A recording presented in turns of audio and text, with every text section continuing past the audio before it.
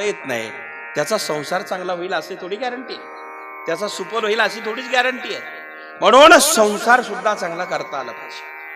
भावाला भावानी जपावं, प्रेम द्यावं, बहिणी भावानी प्रेमाने राहावं, बाचीलाही मामाने प्रेम द्यावं, आई वडिलाकडे लक्ष द्यावं, मामा मावशाकडे लक्ष देऊन मग गावातलं कार्य पाहावं, तालुका जिल्ह्यातलं कार्य पाहावं आणि मग आपल्या घरच्याकडे लक्ष द्यावं. त्याचा संसार सुफल होतो.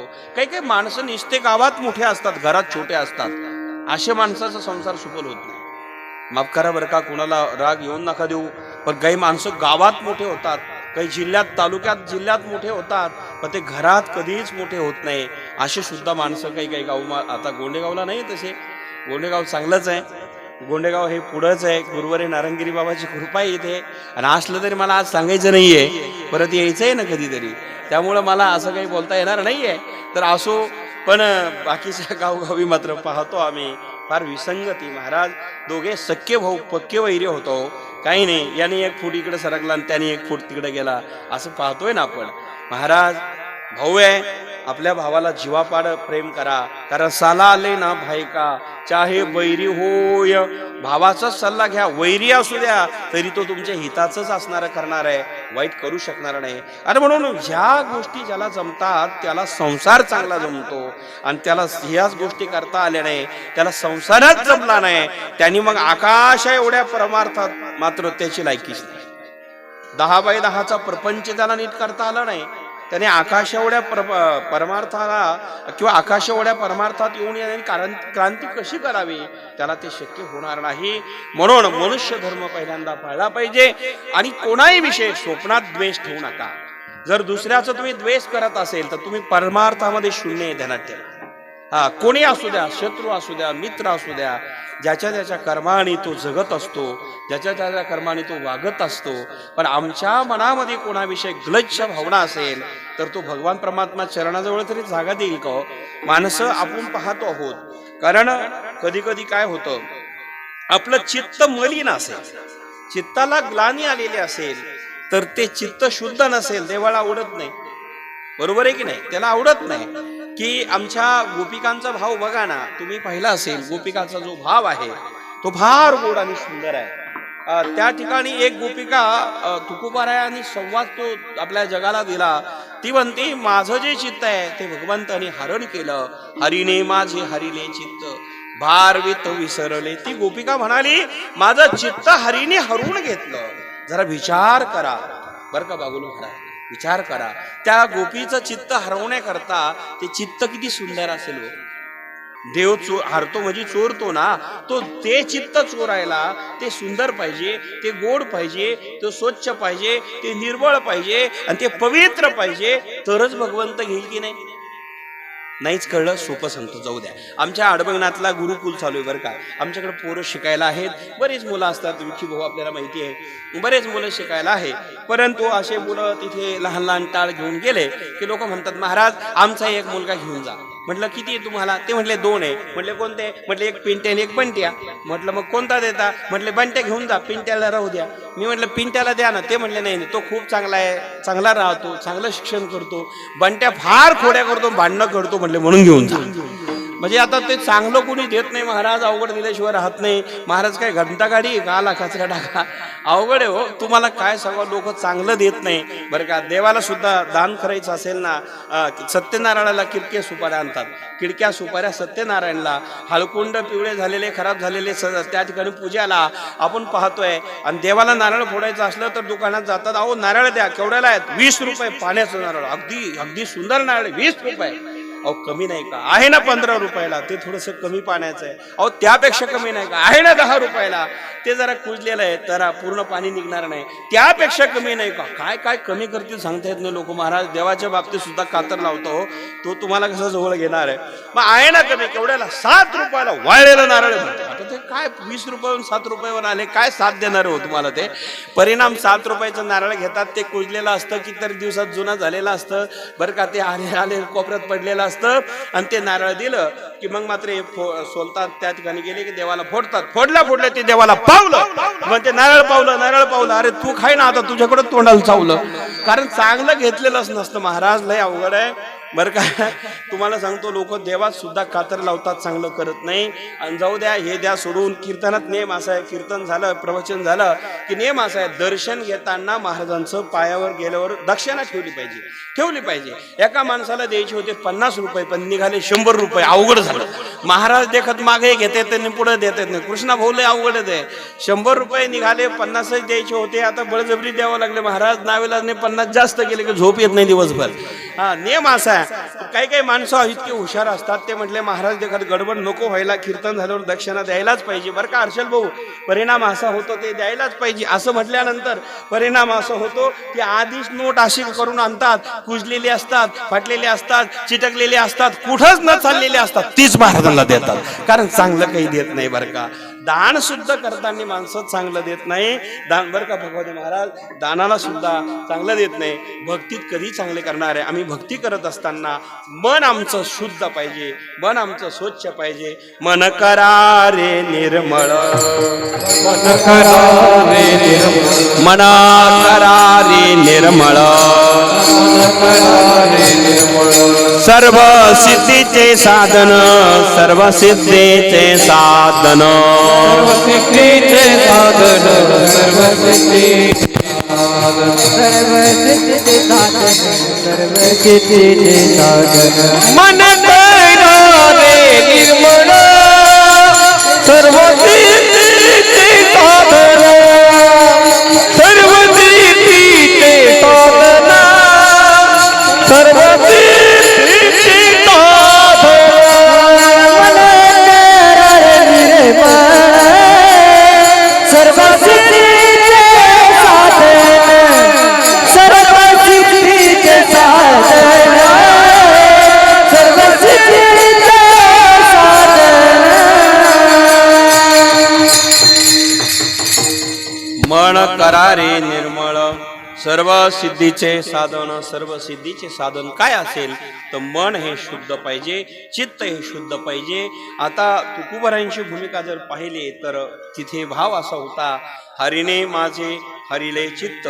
मग हरी चित्त चोरी करत असेल तर ते चित्त किती सुंदर असेल. नाहीच कळलं का? पुन्हा सोपं सांगतो, जाऊ दे. तुम्ही जोपर्यंत हो म्हणत नाही तोपर्यंत सांगत राहतो, पण कधीतरी हो म्हणा बरं का. आता लक्षात घ्या, कल्पना करा, माणसाने मुलीला एवढं सुंदर घडावं. मुलगी पाहुणे पाहायला आले की त्यांना ती पसंत झाली पाहिजे. मुलीला पाहणारे जुन्या काळातले माणसं फार अभ्यासयुक्त होते, विकी भाऊ. नाही तर काहीच वय निघून जात तर सोय येत नसते. बरोबर आहे की नाही? मुलगी इतकी सुंदर असली पाहिजे. मुलीला सुंदर घडवा, सुशिक्षित, तिला तिच्या पायावर उभा करा, सुशिक्षित बनवा. आणि शिक्षित म्हणून पायावर उभा करून ज्या वेळेस मुलं संस्कारयुक्त जीवन तिचं असेल, पाहुणे पाहायला येतील. जुन्या काळातले मंडळी असे होते, मुलीला पहिल्यांदा पाहायला घेऊन आले की हातात तांब्या असायचा. उजवा पाय आधी बाहेर पडतो की मध्ये येतो घरात येताना, त्याच्यावर ते समजायचे हे सद्गुणी आहे की दुर्गुणी आहे, का अवगुणीच आहे.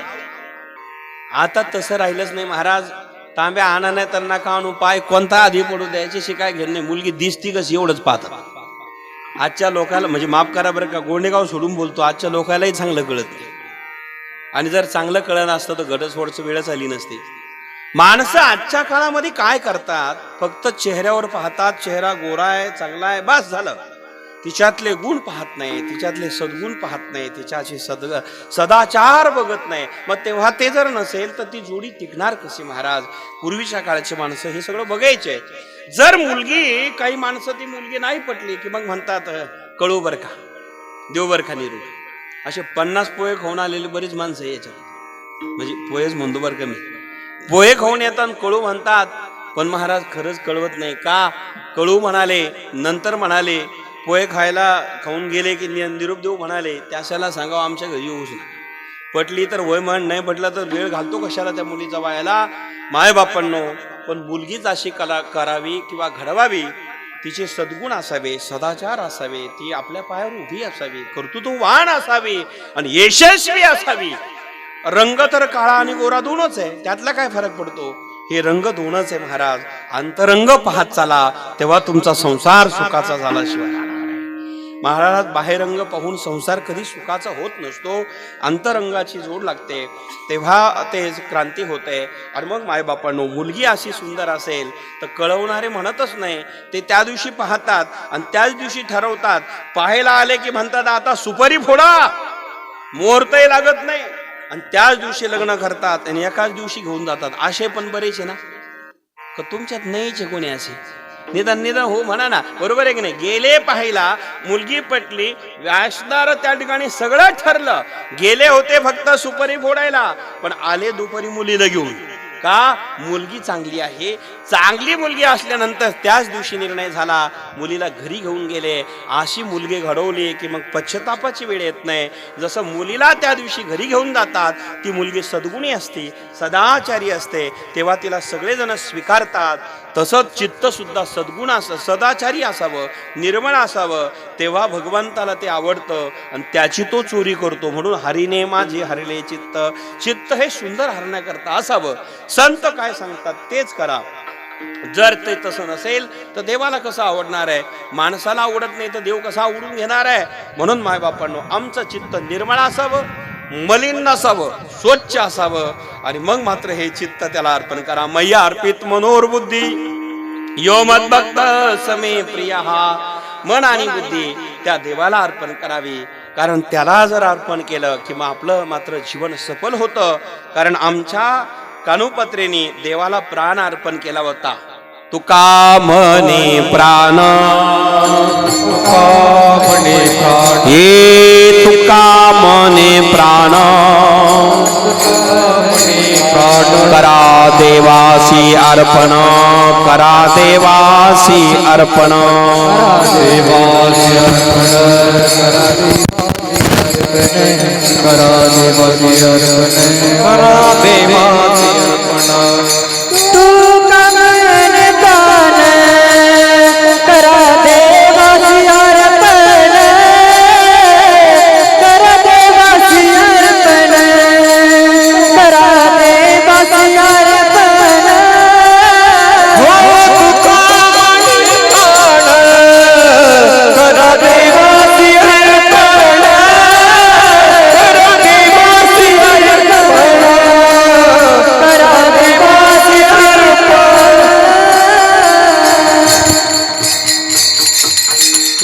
मुनी प्राण, करा देवासी अर्पण, अर्पण देवासी करा. तुका म्हणे प्राण, प्राण देवाला अर्पण करा, असे भक्त झालेले आहेत. तेव्हा त्या काणूपात्रेचं मंदिर पांडुरंगाच्या मंदिरात झालं. महाराज, पांडुरंगाच्या दारात मंदिरात कोणाचंही स्मारक नाही आहे, ते कानोपात्रेचं आहे. आजही वारकरी पंढरपूरला जातात, त्या कानोपात्रेला हात जोडतात आणि आमचे वारकरी म्हणतात, धन्य धन्य कानोपात्रे, कैसे झाली भाग्याची, धन्य धन्य कानो. हे कानोपात्रे, तू भाग्याची झालीस, मंदिरात तुला जागा मिळाली. आणि म्हणून आम्हाला तिथे जर जागा मिळत असेल, असं पवित्र ठिकाण जर पांडुरंगाच्या मंदिरात आम्हाला जागा मिळत असेल, तर ते चित्त किती निर्मळ असेल, ते किती स्वच्छ असेल, ते किती पवित्र असेल. आणि ते पवित्र आणि स्वच्छ चित्त पाहिलं, निर्मळ चित्ताला बघितलं की ते देव सुद्धा स्वीकार करत असतो.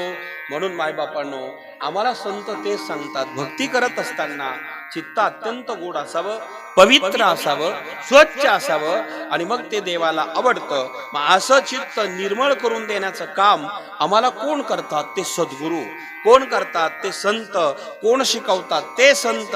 आणि असे संत ज्या दिवशी आम्हाला भेटतात, तो दिवस कशाचा असतो? पहिलं शिरोळ दसरा दिवाळी तोची आम्हा सण, दसरा दिवाळी तोची आम्हा सण, दसरा दिवाळी तोची आम्हा सण, दसरा दिवाळी तोची आम्हा सण, दसरा दिवाळी तोची आम्हा सण, दसरा दिवाळी तोची आम्हा सण, दसरा दिवाळी तोची आम्हा सण, दसरा दिवाळी तोची आम्हा सण, दसरा दिवाळी तोची आम्हा दसरा दिवाळी तोची आम्हा सण दसरा दिवाळी तोची आम्हा सण दसरा दिवाळी तोची आम्हा सण दसरा दिवाळी तोची आम्हा सण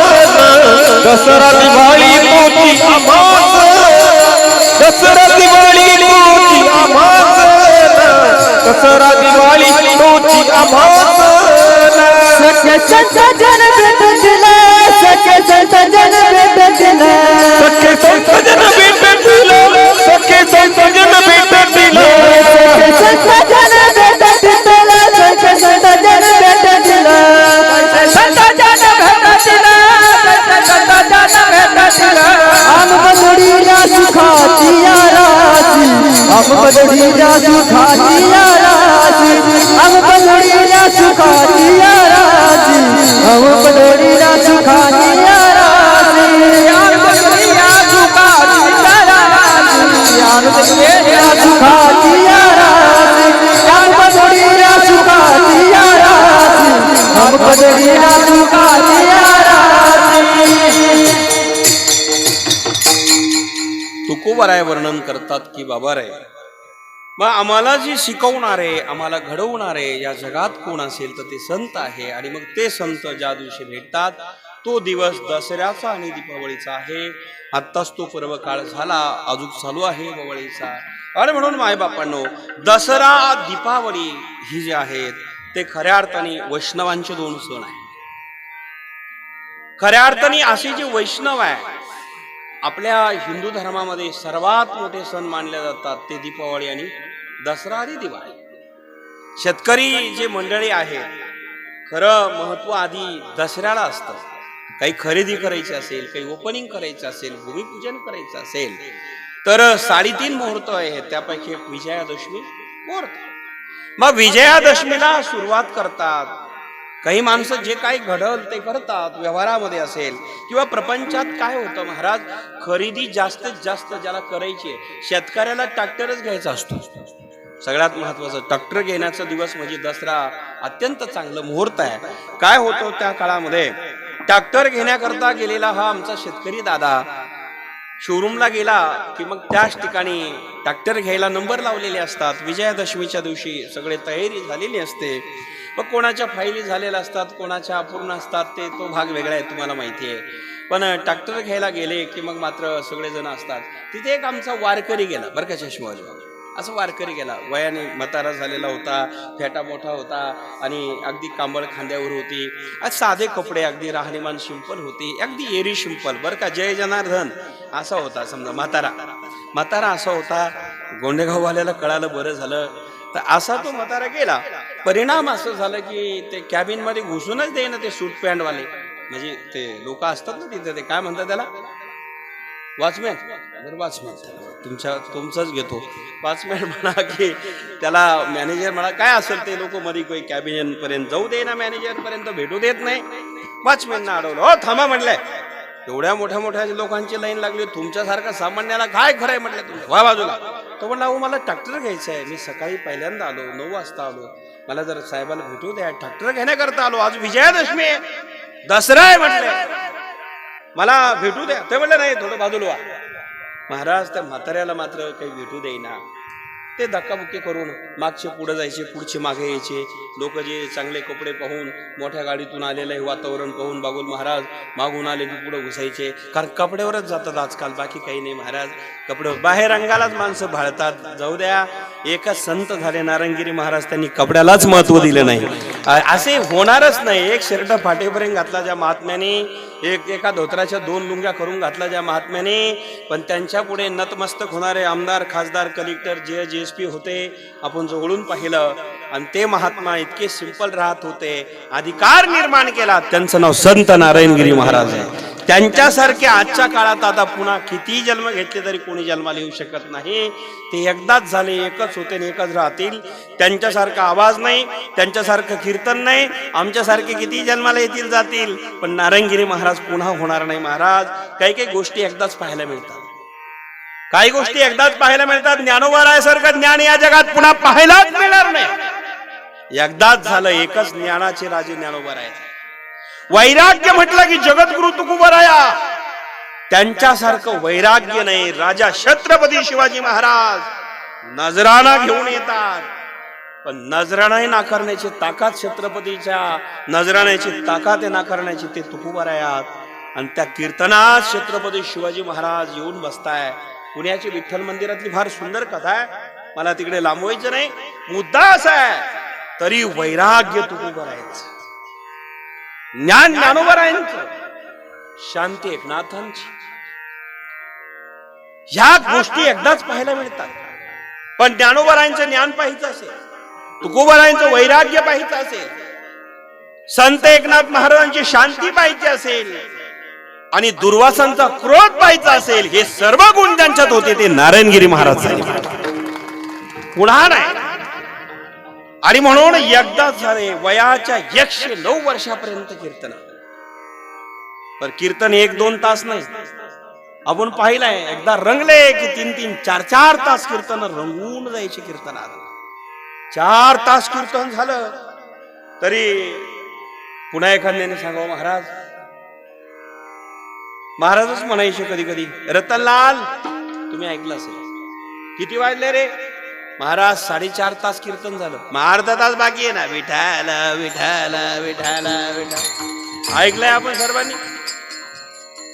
आणि मग सुरुवात होती, पाती गवळणी दवदे बालके दोदाने म्हणते नंदाची या पोरे, म्हणते नंदाची या पोरे, आजी चोरी केली करे, म्हणते नंदाची या पोरे, म्हणते नंदाची या पोरे, चोरी केली करे, म्हणते नंदाची या पोरे, हो म्हणते नंदाची या पोरे. हे नारायणगिरी महाराज कीर्तनात गेले, स्टेजवर उभा राहिले, गेले सुरू, राम कृष्ण हरी, जय जय राम कृष्ण हरी. ओ धन्यवाद मंडळी. ज्यांनी ऐकलं असेल त्यांच्या लक्षात येईल. नवीनांना काय माहिती, रुबाबात आलो जानी, रुबाबात आलो जानी. आमचे फोपसे पाटील त्यांच्या घरी यायचे, फुलता मिळून आले, बरोबर ना. बडाक बडाक फराळाला काय महाराज अधिकार होता. म्हणून नारायणगिरी महाराजांचे ह्या सर्वांचे गुण ज्यांच्यात ते नारायणगिरी महाराज, त्यांच्यासारखं व्यक्तिमत्व. कधी कधी एकदाच येतो म्हणालो ना, राजे अनेक झाले असतील, अनेक राजे झाले, महाराजे झाले देशाविदेशामध्ये, पण एक राजा झाला त्याच्यासारखे राजे जगात होणार नाही, ते छत्रपती शिवाजी महाराज आहे. अनेक राजे झाले पण त्यांच्या इतके पुतळे कोणाचेच नाही. सर्वात जास्त पुतळे देश विदेशातही, आपल्या देशातही ज्यांचे आहे ते छत्रपती शिवाजी महाराज. एकच राजा असा झाला की ज्यांनी सर्वांना एकत्र घेऊन चालण्याचं कार्य शिकवलं, एकत्र घेऊन वागण्याचं कार्य शिकवलं आणि एकत्र कसं राहावं हेही ज्ञान दिलं, ते छत्रपती शिवाजी महाराज. म्हणजे काही गोष्टी एकदाच पाहायला मिळतात, त्या दोनदा नाही.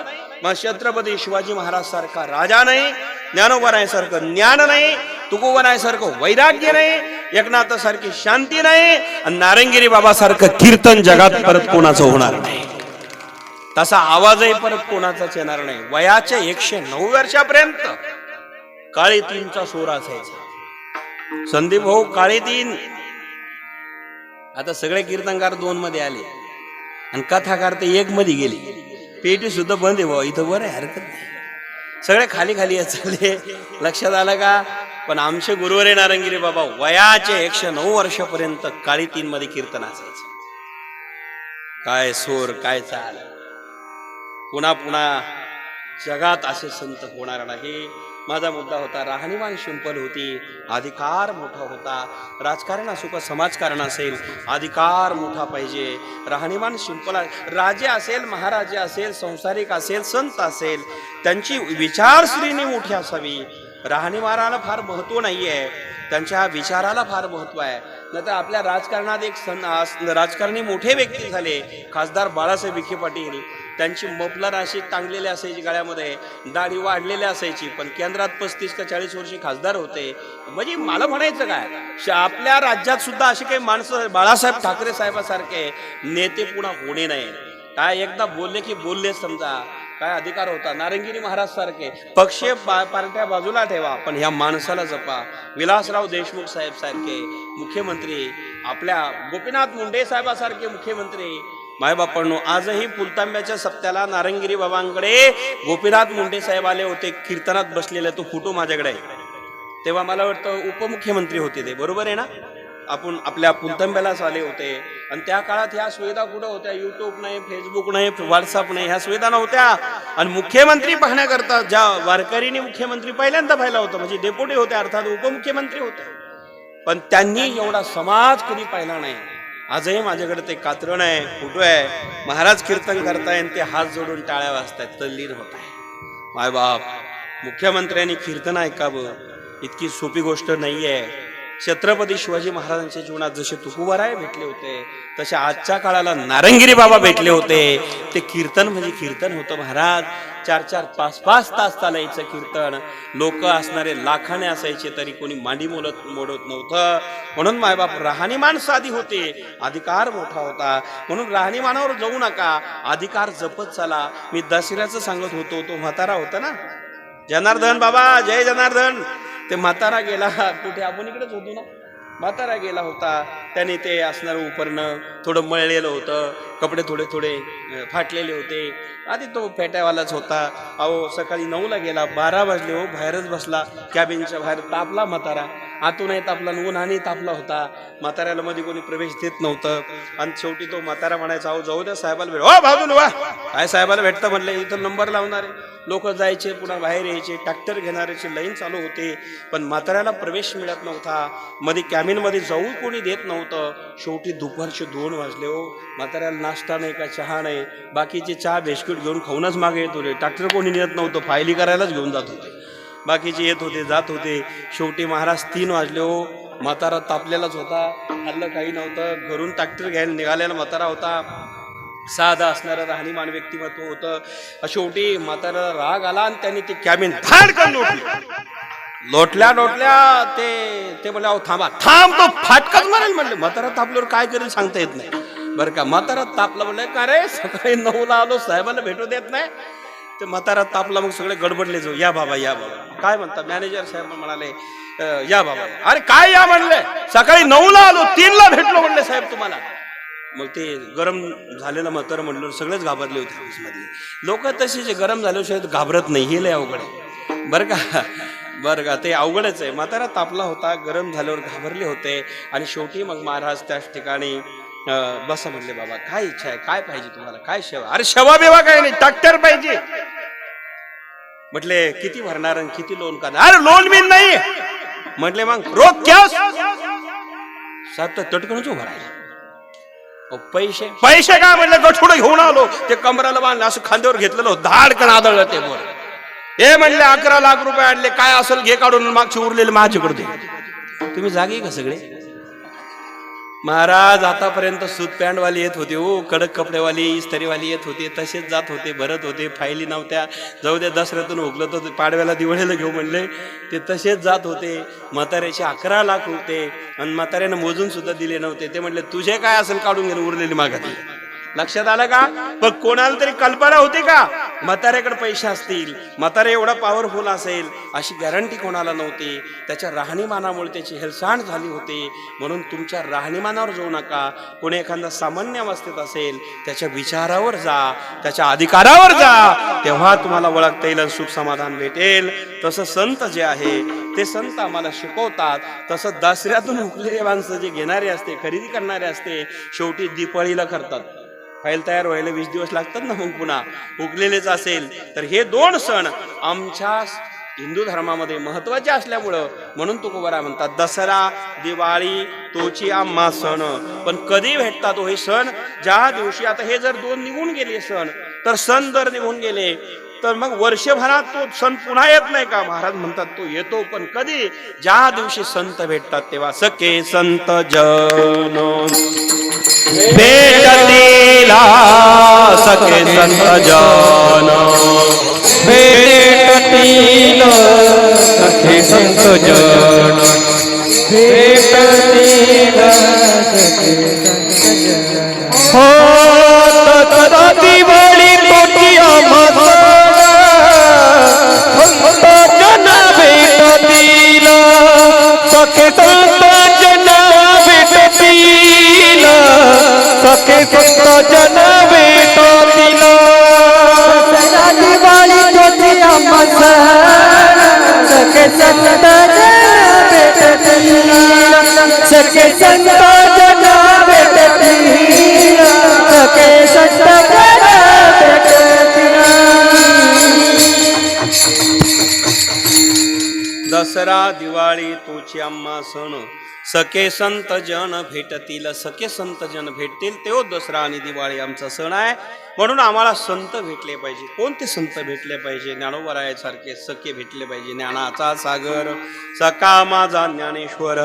मग सखे जे आहे ते भेटले पाहिजे. असे संत जेव्हा भेटतात तो दसरा दिवाळीचा सण असतो. आणि म्हणून महाराज या ठिकाणी तो दिवस आम्हाला प्राप्त झाला की ज्या दिवशी संत भेटतात त्या दिवशी नामस्मरण घडतं. नामस्मरण घडल्यानंतर महाराज अत्यंत दिवस महत्त्वाचा असतो. नामस्मरणाशिवाय जीवन सफल होऊ शकत नाही.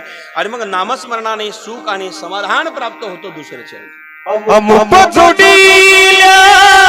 सुखाची याराची सुखाची याराची सुखाची याराची सुखाची याराची सुखाची याराची हम पजोडीला सुखाची सुखाची याराची हम पजोडीला सुखाची परत भाग्यासी नाही लेखा परत भाग्यासी नाही लेखा परत भाग्यासी नाही लेखा परत भाग्यासी नाही लेखा परत भाग्यासी नाही लेखा परत भाग्यासी नाही लेखा भाग्यासी नाही लेखा परत भाग्यासी नाही लेखा हम पजोडीला सुखाची याराची हम पजोडीला सुखाची याराची हम पजोडीला सुखाची याराची हम पजोडीला सुखाची याराची सुखाची याराची हम पजोडीला सुखाची याराची सुखाची याराची हम पजोडीला सुखाची याराची